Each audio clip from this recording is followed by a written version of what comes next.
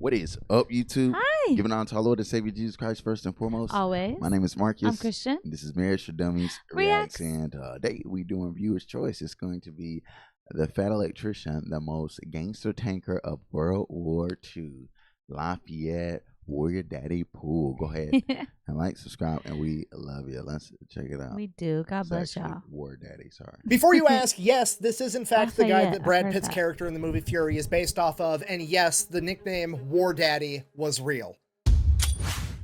Today we're talking about the most gangster tank commander in American history, Lafayette Green Pool, his incredible crew, and their infamous M4A176W Sherman tank, known by its moniker painted across the side, In the Mood. This video is brought to you by War Thunder, the best and most realistic vehicle combat video That's game so that has dope. ever been made. This game has over 2,500 tanks, planes, helicopters, boats, and ships. Seriously, pretty much every vehicle that's been used in armed conflict from the 1920s until modern times is in this game. My favorite part about this game is the history, Easter eggs, and how realistic it is. For example, since we're talking about Lafayette Green Pool, we can actually go in, pick his exact tank, the M4A176, and then we can customize it to put In the Mood on the side of it, just like he had on his tank. And then That you can is hop so over cool. to X-ray mode and see how much work they actually put into this game, making X-ray versions of every single vehicle, showing the crew and the different components of all of it. And then they use this X-ray mode in gameplay, so when you shoot at an enemy tank, you're not just shooting at the tank until it blows up. You can shoot the enemy tank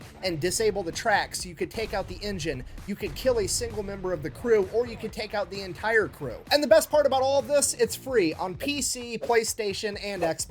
So if you decide you want to give it a try, I will have it linked in the description down below, and when you use my link, you're going to get a bunch of free stuff unlocked right off the bat. Vehicles, skins, in-game currency, everything you need to get started, so Dude, go it's check it free. out. Let's get back to the video. amazing. Once upon a time, July 23rd, 1919, two twins would be born, John Thomas Poole and his younger brother by 5 minutes, Lafayette Green Poole. They both spent their entire childhood growing up in Texas. The Great Depression happened when they were 10 years old. Despite that, they were both star athletes in middle school and high school, and then when they graduated from high school in 1937, John and Lafayette, the two brothers, wanted to join the Navy together. Like everything else they'd done in their life at this point, they go down to the local recruiting office together and they both sign up for the US Navy. Then they go to get their physicals. John passes with flying colors, but Leigh, on the other hand, is rejected because his eyesight isn't good enough because he has one bad eye from an injury from when he was younger, which is turning into a weird pattern at this point because there's a shocking amount of badasses that are originally rejected from the US military for apparently having bad eyesight. I mean, off the top of my head, we've got Lawson so Red funny. Ramage, the first submarine commander to earn the Medal of Honor, which I don't know why your vision needs to be super good inside of a submarine, but whatever. Then we've got Willis Ching Lee, literally an Olympic sniper that was the greatest battleship commander of all time, that after he had won the Olympics for sharpshooting was told that his vision wasn't good enough. And then of course we have Jay Zemer, Medal of Honor recipient, the pilot of the most decorated air crew in US history that was also rejected because his vision wasn't good enough. And now we have Lafayette Green Pool, the greatest American tanker of all time, also being rejected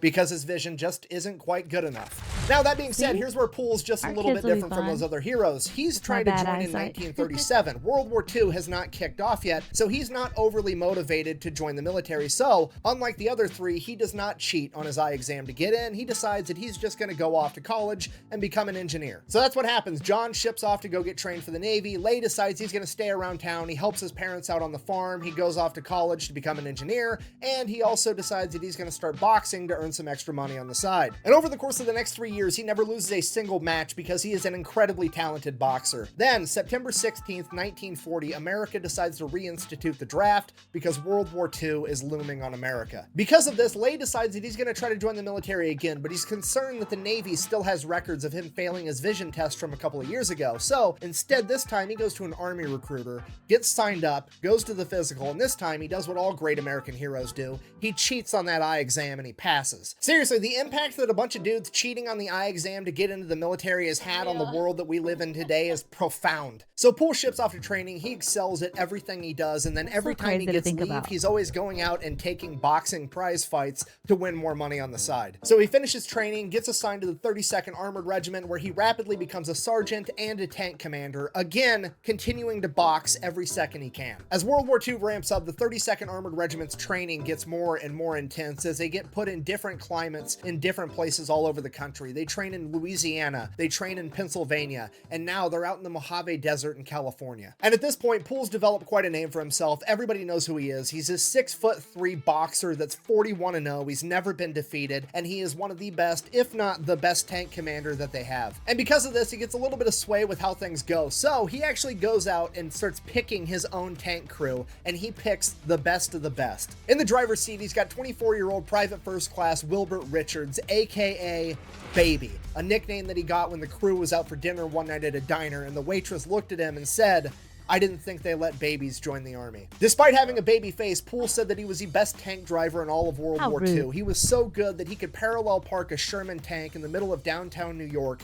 during rush hour traffic. In the gunner's seat, we have Willis Ollier, aka Groundhog, a nickname that he got in the Mojave Desert because he constantly wore his goggles and had dirt rings from the goggles around his eyes at all times. He is the oldest man in the crew at 28 years old. He was a factory worker at an ammunition plant. He was exempt from the draft, but he wanted to go to war anyways, so much so that he had to go to the government to get permission to quit his job so that he could be in that tank. At loader, we've got 21-year-old Delbert Boggs, aka Jailbird, a nickname that he got because he was allegedly there because the judge gave him the option of go to war or go to jail. Standing at only 5'6", 120 pounds, Jailbird had probably the most physically demanding job in the entire tank crew. Despite his stature, he was able to load that gun faster than Pool could say fire. And then at assistant driver and bow gunner, we have Arthur Reed, who has not quite earned a nickname yet. The crew then decided that their fearless leader needed a nickname too. Pool was already becoming a legend. He was an undefeated boxer. He was one of the best tank commanders America had, and he made sure that everybody in his crew was squared away and taken care of at all times. He took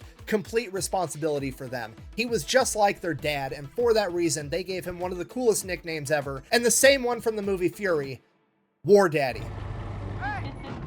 Don't fuck yourself, War Daddy! Coffee's too high. Still only 40 bucks!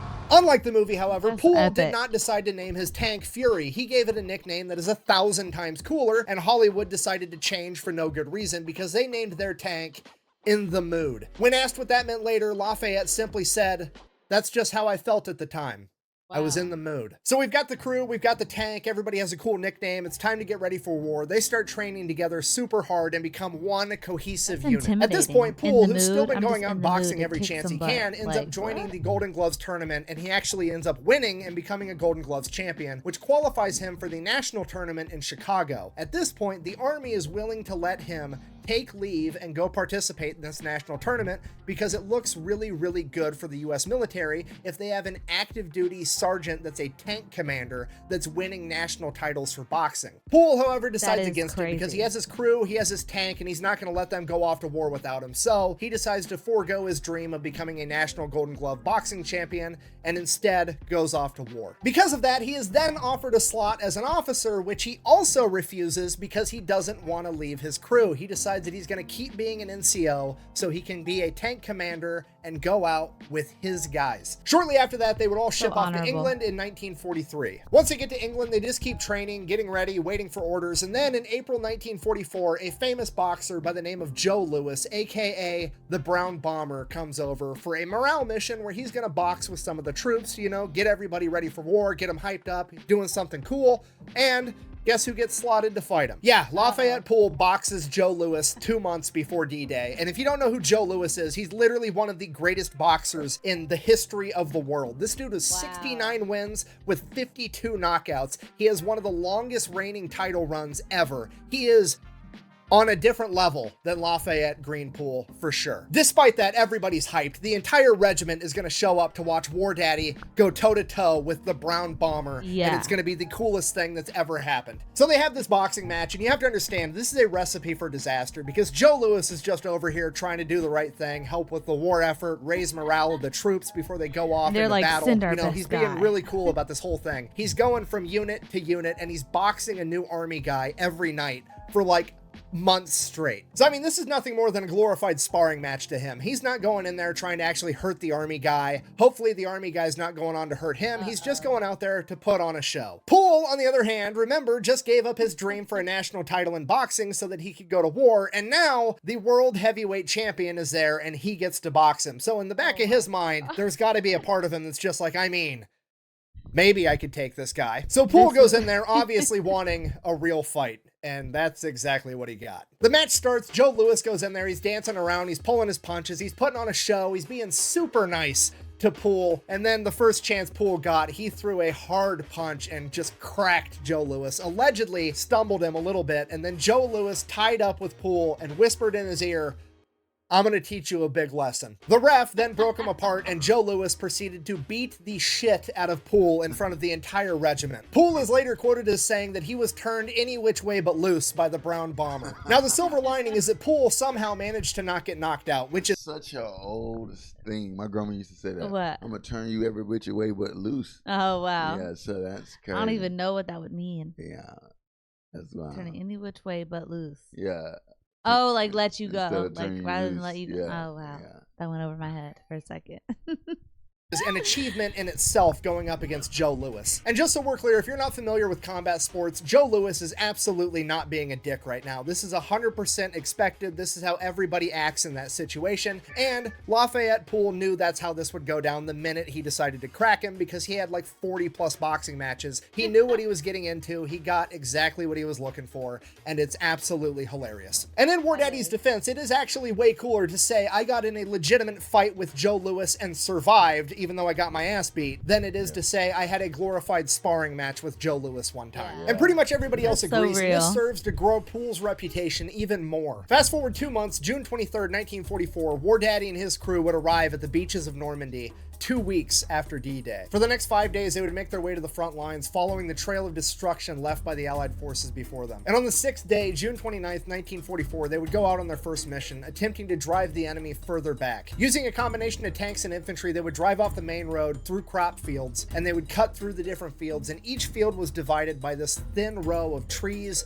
and bushes that was called a hedgerow. As they go through field after field and have the tanks drive through hedgerow after hedgerow, making a path for the infantry, they would come through another hedgerow where seemingly nothing was any different. As they continued to advance through the field, as soon as they reached the midway point, the two corners of the hedgerow they were in up ahead of them would open fire. They had walked directly into a German anti-tank unit's ambush as they began taking fire from anti-tank guns, machine guns, and Panzerfausts, or tank punchers, which were an early German rocket launcher designed to take out Allied tanks. The Germans were so well camouflaged in the hedgerows ahead that they couldn't even be seen. The only thing they could fire at was the muzzle flashes of the Germans firing at them first. As the Americans began to return fire, In the Mood was struck by a Panzerfaust, but it was deflected off of its armor because they were too far away when they fired it. And then a second, and then a third, and then a fourth. In the Mood had been hit with 4 tank fists and survived all of them. The American tanks, including In the Mood, attempted to drive forward to push through the ambush, but as they closed the distance between them and the German anti-tank unit, they came into the effective range of the tank punchers. In the Mood and 17 other M4s would be hit and knocked out. As Poole ordered his crew to bail out, he would come to the realization that his bow gunner and assistant driver, Arthur Reed, had been killed in action on impact. With so many tanks knocked out, the entire unit was forced to retreat, and in a matter of minutes, Poole's entire battalion had lost 25% of its men, 177 soldiers, and 18 tanks. So Poole's unit falls back to the rear and they begin consolidating, figuring out how many people died, how many tanks they lost, refitting, getting reinforcements, getting everything done. And Poole receives word that his tank, while it was knocked out, is salvageable and it's going to be up and running in a couple of weeks. At this point, most tank crews would be like, cool, I'll take a couple of weeks off hanging out back here, not getting ambushed. But War Daddy and his crew are absolutely furious that their friend was just killed, and they want to get back in the fight now, not in 2 weeks. So Poole demands a new tank, and his All right, before he does that, hold on. Yeah, he's like, bump that. Let me at him. Let me at him. All right, go. chain of command, seeing that their golden boy wanted a new tank, turns and says, here you go, and they give him their very first version of the new Sherman M4, the M4A176W, with an even bigger gun that's more capable of going toe-to-toe with German tanks. They are then immediately given a replacement bow gunner and assistant driver by the name of Bert Close, a 19-year-old kid that looks like he just got out of a high school classroom, and for that reason, he is immediately given the nickname Schoolboy as they paint In the Mood 2 down the side of their new tank, and go back into the fight. Poole said he learned more in that first 3 minutes of combat than he did in the 3 years of training prior to that. He took note of how the Germans put their main anti-tank guns in the corners of the hedgerows to triangulate fire at the middle of the field, and they waited until they got into the middle of the field before opening fire so they couldn't retreat back into the hedgerows easily. For that reason, every time they cut through a hedgerow, they would immediately use the main gun and fire on each corner ahead of them, and then rake everything in between with machine gun fire, attempting to ambush the enemy first. And this extremely slow, painstaking form of combat went on for the first month, just field after field, ambush after ambush,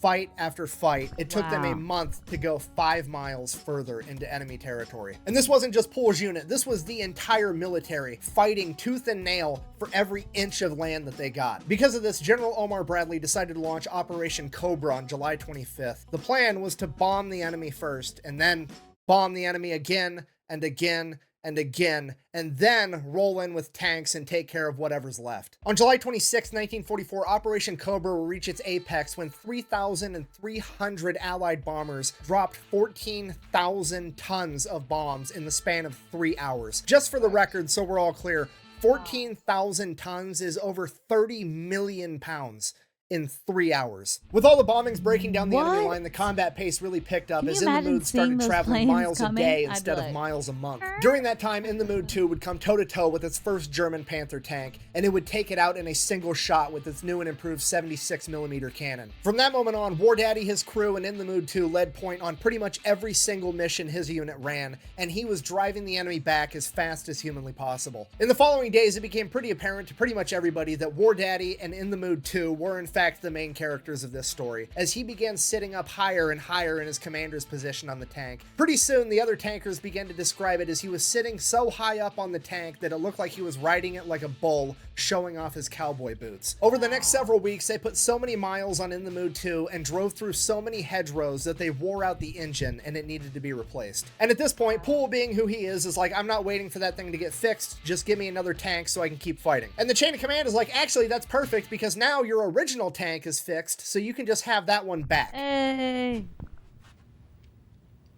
No, God! Poole immediately is like, no, absolutely not. It's older, it's slower, the gun is smaller, and most importantly, my friend died in the assistant driver's seat, and I don't want to look at that for the rest of this war. I'm not taking that tank. He was then given a direct order to take the tank, to which he's like, okay, fine. He then orders the rest of his crew to go over to In the Mood 2 and observe it getting fixed by the mechanics and having a new motor put in it, which is weird because they're not getting that tank back anyways, so why on earth is he doing that? In reality, he just wanted to make sure that his crew was somewhere so they couldn't get blamed with what he's about to do. So he goes over by himself, picks up his new tank, and then proceeds to immediately drive it directly into a lake. I mean, technically, we don't know that for sure. The only official documentation as to what happened to this tank is from the maintenance crew, and it says, and I quote, "The vehicle was believed to have been driven into a lake."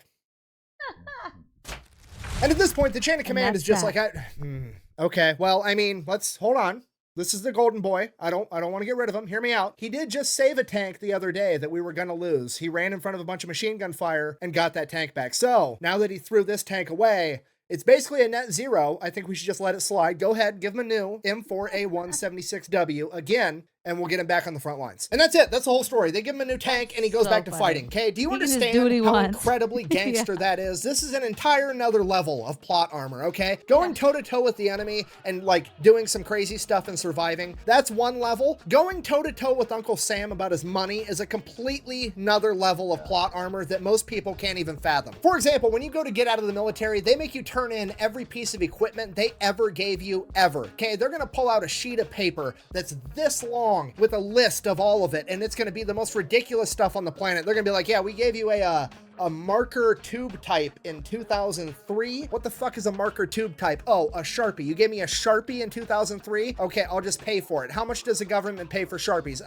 $79.95 is what we pay for fucking Sharpies around here. And then you have to pay the government $79.95 for a Sharpie that you lost 20 years ago. Otherwise, they negatively impact your credit score. The rest of us mere mortals are over here getting harassed by the US military because we lost a canteen cup at some point. Meanwhile, War Daddy's over here waterboarding an entire entire tank and just We should walking fix away that. like nothing happened and nobody cares. This is an unprecedented level of plot armor. So that's August 16th. He gets his new tank in the Mood 3. August 17th, the very next day, they come into a humongous battle. They catch up with an entire German armored unit that has 12 Panther tanks. Luckily, the Allied forces at this point in time have air superiority, so they radio in for some planes, and they come in and they bomb the entire Panther unit. Then, after the planes drop a bunch of bombs all over them, then all of the American Sherman tanks start to advance. And then a couple minutes later, another group of American planes come. They were either P-38s or P-47s, depending on which source you want to read. Doesn't really matter. Either way, American planes come, and then they proceeded to bomb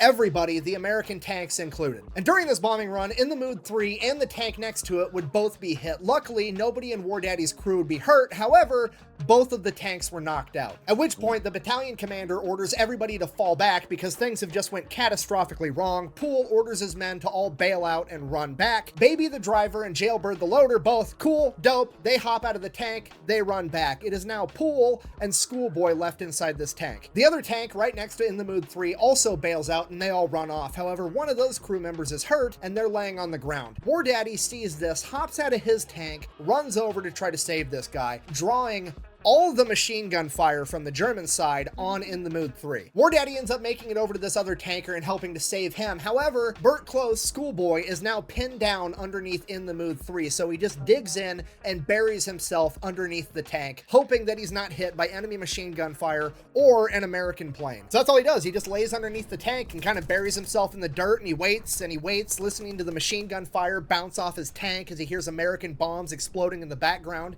and he just waits. And 10 minutes go by, and suddenly somebody runs and dives under the tank, and it scares the shit out of Bert Close. And he looks over, it's an American, so he kind of relaxes for a second, but that dude doesn't see Bert yet. And Bert Close, Schoolboy, recognizes this guy. It was his friend from basic training that he hadn't seen in like 2 years. And Close remembers on the first day of basic training, this guy got asked a question by the drill instructor, and he told the drill instructor, "I don't know." And from that point on, throughout the rest of their training, that particular drill instructor would always tell this guy, "What do you know?" Bearing that in mind, Schoolboy asks the guy, "Hey, what the hell happened?" And that guy responds, "I have no idea." To which Schoolboy responds the same thing the drill instructor would have responded, "What do you know?" And that guy whipped his head around, recognizing the voice of his friend, and they were reunited after like 2 years not seeing each other, not knowing if they were alive. They've just ran into each other in the most unfortunate circumstance on the planet, and then they just hung out for the next hour in the middle of this firefight, catching up, because there's literally nothing else they could do, and it's the most army thing I've ever heard. That's ever. so So while cool. Close is catching up with his buddy, War Daddy makes his way back to safety. He carries that injured tanker with him, and then he realizes that he's missing Bert Close, Schoolboy, and he was not about to lose another assistant driver and bow gunner, and he is ready to run back into hell to go get him too. He is then physically restrained and given a direct order to not. So like an hour goes by, Schoolboy and his buddy are just chilling underneath the remnants of in the Mood 3, waiting for the bombs to clear up. Finally, the German armor unit's forced to retreat. They get the all clear, the planes aren't going to be coming anymore, and then they just kind of get out from underneath the tank and walk back, and everything's okay. So now the next problem is that in the Mood 3 is gone, they no longer have a tank. Well, by that time, they had already replaced the motor in the Mood 2, and they were ready to hop back in that. So the next day, August 18th through August 26th, War Daddy and the crew of In the Mood 2 go ham. They spearhead every single mission, driving further and further into enemy territory, wrecking absolutely anybody that gets in their way. Poole and In the Mood 3 are leading the entire 3rd Armored Division deeper and deeper into enemy territory, and during this point of the war, the 3rd Armored Division earns the nickname the Spearhead Division because they are leading the rest of the military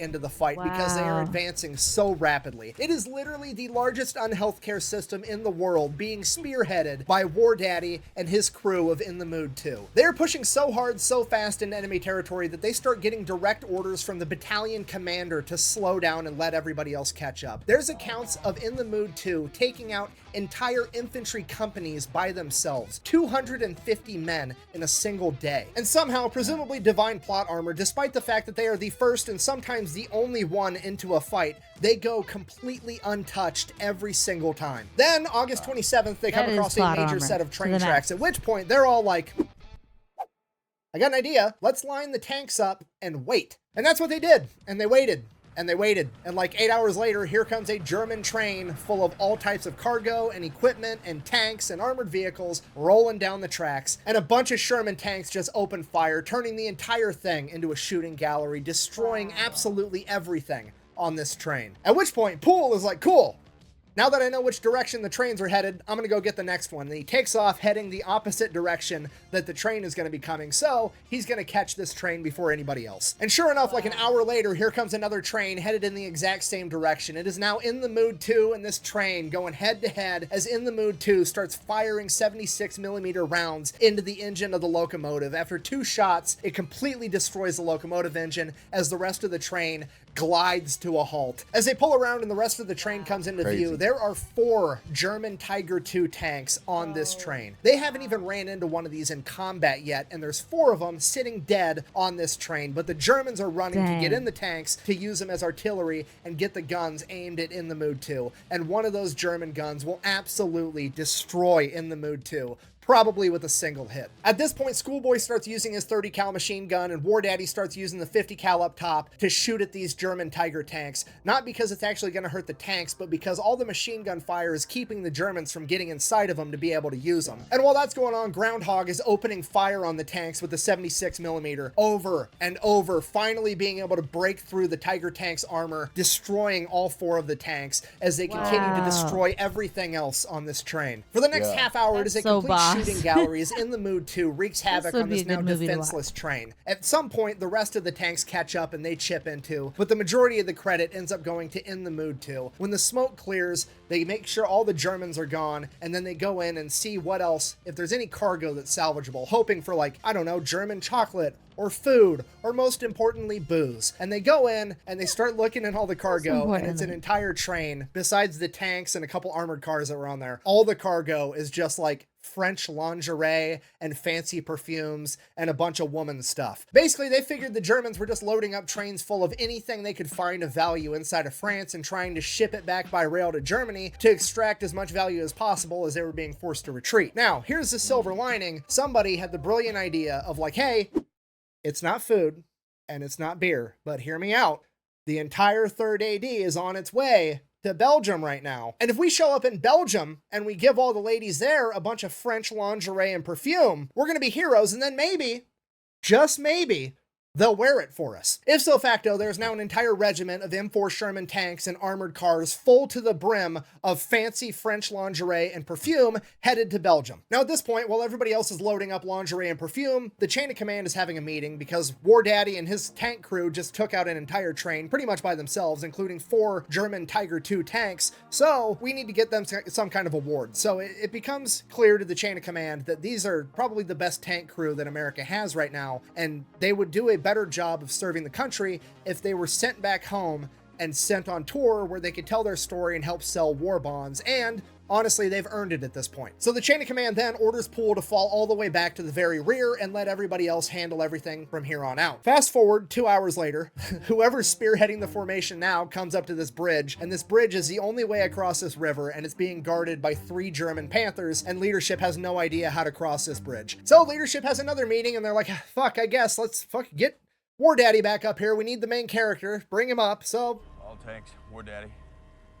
Looks like I'm in. Poole gets the order. He pulls out of the formation, drives to the very front. Again, he's been gone for a whole 2 hours. He gets to the front, gets briefed on what's going on. He evaluates the situation. He looks off in the distance. There's this big hill on their side of the river. So he's like, okay, you guys stay here. I'm gonna go handle this. So they drive up to the top of this hill. He now has a good view of the rest of the river, and he can actually make out one of the German Panther tanks. He can't see the other 2. He doesn't know how many are there. He just knows they're there. They're so well camouflaged, but he can see one of them. So he takes aim and he gets them ready, and he's like, we're just gonna rapid fire this entire thing. He opens fire, and as soon as he fires, there's another round in by Jailbird, and they fire again and again and again, and they take out this first Panther tank, and they do it so fast and they fire so many times that all the other tanks think that they're getting ambushed, and they start retreating. There was only 2 tanks there. He sees them once they start moving. Wow. But those tanks take off thinking that there's way more tanks than just one attacking them. Meanwhile, Poole's entire unit's kind of just sitting there like America's listening, hearing MO tank at fire this in the point. background, wondering what's happening.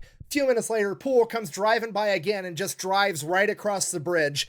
So everybody else is like, Okay, and then they follow him, and then problem solved. War Daddy saved the day yet again. At this point, Pool's probably thinking to himself, like, okay, this is the point where I'm supposed to stop, get orders. They're probably going to send me to the back of the formation again. And he's like, but I don't want that, because off in the distance, a couple miles ahead, he sees a German town, and he knows that that town is probably full of all types of important German supplies, because a second ago, they had 3 German Panther tanks trained on a single choke point. It was a pretty safe place to be. And he knows that if he can get there in a hurry, he can probably take out a bunch of more enemy objectives. So he just hauls ass straight into this town, right down Main Street, and sure enough, there's 4 German ammo trucks full of German war supplies, and he takes out all 4 of them by himself, as the rest of the unit is desperately trying to keep up. After a while, some of the other tanks finally catch up to Pool, but Pool keeps leading him deeper and further into enemy-held territory, and at dusk that night, they'd be ambushed by more Panther tanks. And that ambush started by one of the Panther tanks shooting directly at In the Mood 2. Luckily, it was a glancing blow, and everybody was okay. In the Mood turns, returns fire, and scores a direct hit, knocking out the tank as the German crew bails out. But the tank didn't burst into flames yet, and that's not acceptable. So, In the Mood 2 advances to shoot this tank again. As they hit it again, the whole thing blows up, as In the Mood 2 gets hit again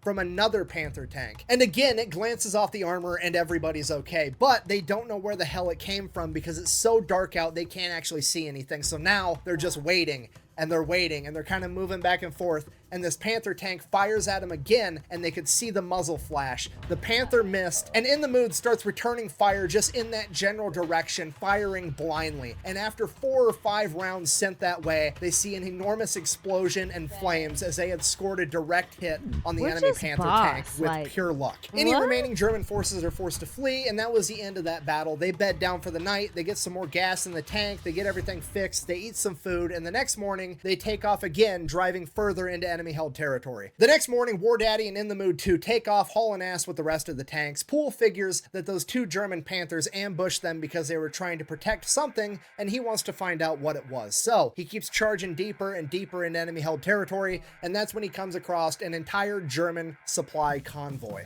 And yet again, War Daddy and In the Mood proceed to turn this entire supply caravan into a shooting gallery. In the Mood alone is credited with destroying over 100 vehicles, 2 German Panther tanks, 2 other tanks, 3 German 88 anti-tank guns, claiming over 50 enemies KIA, claiming 63 as prisoners of war, and a ton of others wounded. When the smoke settles from this and the leadership gets to figure out what actually happened, it is decided that the In the Mood crew is all going to receive Bronze Stars, and Lafayette Green Pool is going to receive the Distinguished Service Cross. He would also be nominated for the Medal of Honor, but that was rejected for some reason. Something to do with being in a tank is a team effort, and he didn't do it by himself, so he doesn't deserve the Medal of Honor, which doesn't really make sense, but it never does. So that happened. Now from here, it's pretty smooth sailing. They don't have much contact with the German military. They're pretty much just going from town to town, hanging out in a town at the end of every night. However, In the Mood continues to be the #1 spearhead of the entire division, and now, instead of being the first into contact, they're the first into every town, and that comes with its own unique set of rewards, because as soon as American tanks start rolling in, all the people come running out as they start celebrating that the Americans are here to beat the Nazis, and they start showering them with gifts, cheeses, breads, fruits,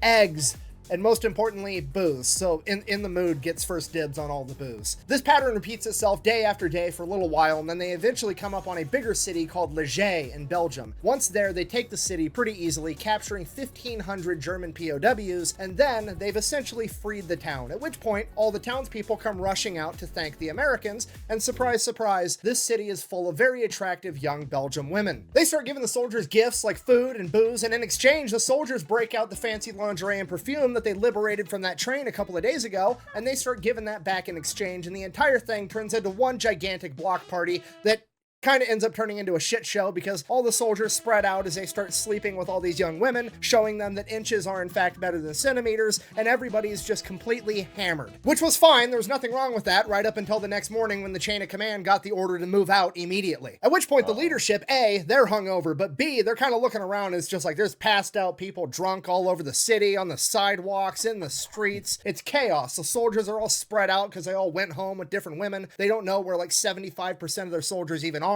They radio back, they're like, we're gonna We're going to need a couple of days to regroup. We had an issue in town here. So after that, they spend the next couple of days regrouping and getting ready to move out again. After they get regrouped, it's off to the Siegfried Line, the border of Germany, guarded by dragon's teeth, mines, machine gun positions, and barbed wire. They have to finally make their... He messed it up, y'all. No. It's Bigfoot. I fix it. last push and break into Germany. On their way to the Siegfried Line, Poole is informed that him and his crew are not going to be allowed to spearhead this mission either, and they are to remain in the rear because him and his crew are still going to get sent home early so that they can sell war bonds and be heroes. Poole is also informed that they are going to be taking away his loader. Del Boggs, Jailbird, is going to be sent all the way to the rear where he is going to have to undergo a vision and hearing exam for the next 2 weeks, pretty much the entire duration of the rest of their time in theater before they get sent back home. And the actual reason for this was because his brother had passed away in combat 2 weeks prior, and he was the last remaining son in his family, and the commander did not want to have to tell that man's family that he died in combat 2 weeks before he was supposed to come home. So he was going to be sent all the way to the rear where he was going to stay until he could get sent back to America. Bearing all this in mind, Poole agrees, and he is going to remain in the rear of the formation, and he's not going to be doing anything crazy. He is then assigned a brand new, fresh out of basic training, Private First Class Kenneth King to be the replacement loader for Jailbird, the best M4 loader in all of World War II. Somehow a German tank snuck past the American line and managed to ambush Poole's section, and the first tank they managed to shoot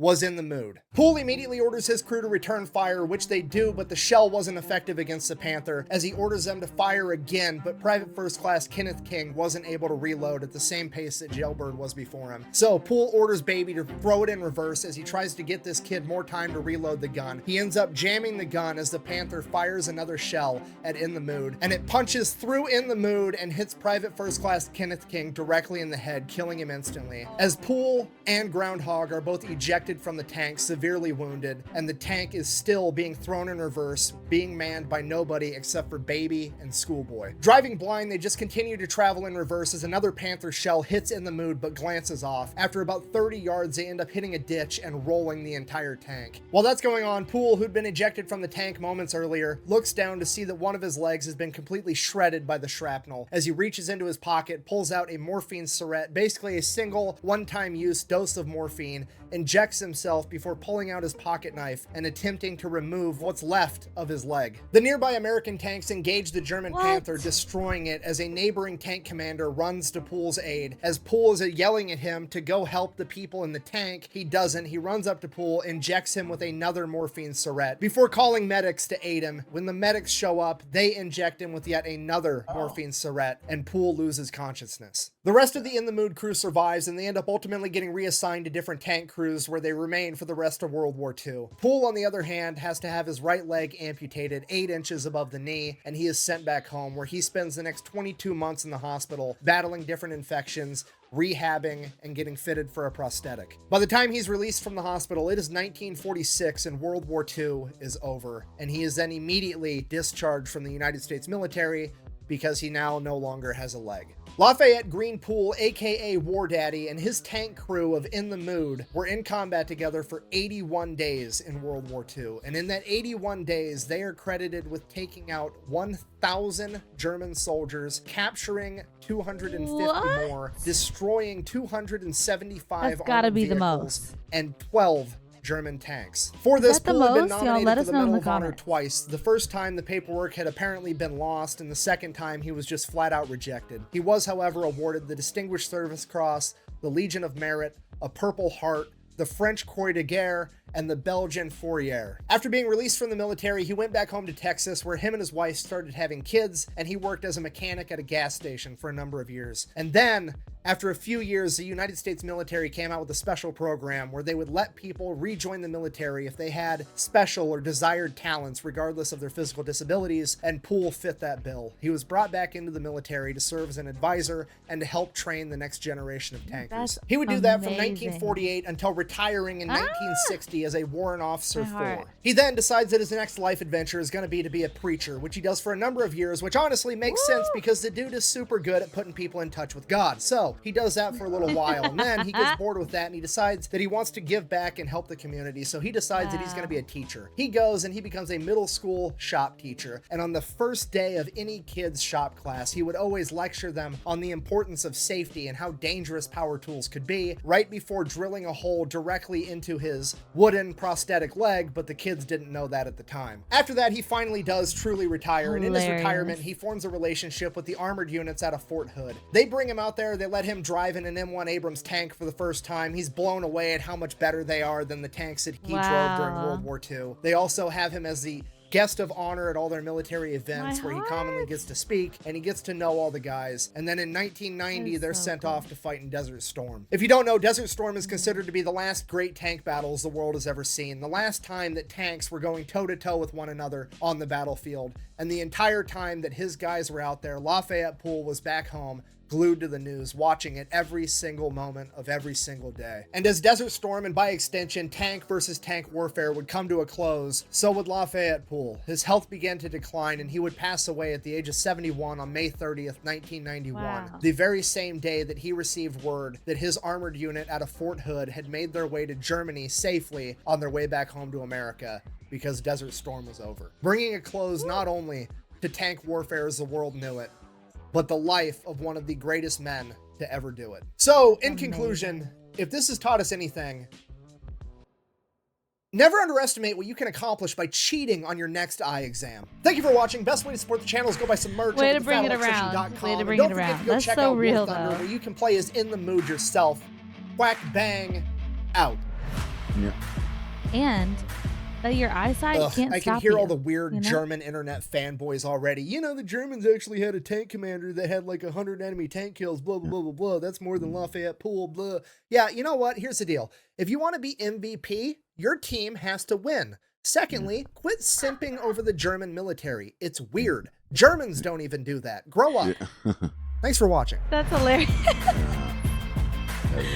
But dude, it is really crazy. Like, granted, that's why we always win, but it's just so crazy to be an American and then hear these stories and how, like, wait, but really though, like, don't mess with us. Like, we're really like that. Like, it's so crazy and Feel so safe. grateful. Yeah. But God bless y'all. We love you, and we'll see you in the next one. Yeah.